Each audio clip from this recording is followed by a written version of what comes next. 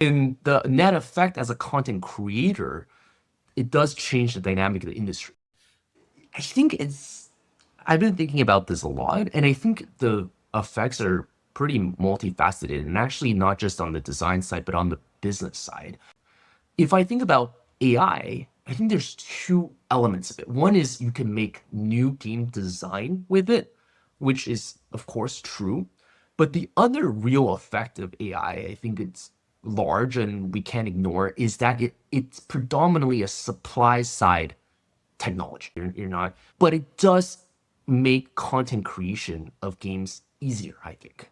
You can have programmers who maybe were not as capable as before that could now make games and or assets. And that is part of an evolution that we're already seeing even without AI. We see kids from New Zealand that are 16-year-olds that are making incredible games on Roblox, that are making tens or Right. hundreds of millions of dollars, single developers, right? They can publish them. And I think AI accelerates that. In the net effect as a content creator, it does change the dynamic of the industry.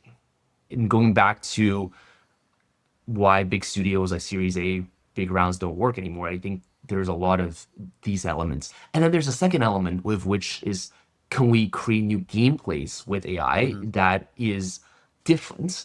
Going to what Ramon had hinted at before, of something I've been known to say, is that I do think, going toward the improv example you did before, is that there are forms of entertainment that have not fully made the digital, that leapt into digital, right? And improv, or these kind of related set of like improv, immersive theater, tabletop role playing games, and in particular that kind of like collaborative storytelling, these sort of participatory experiences, even things, I think sometimes you can make cases for even some of the type of experiences you get at amusement parks, even where it's participatory, are difficult, if not impossible, to translate.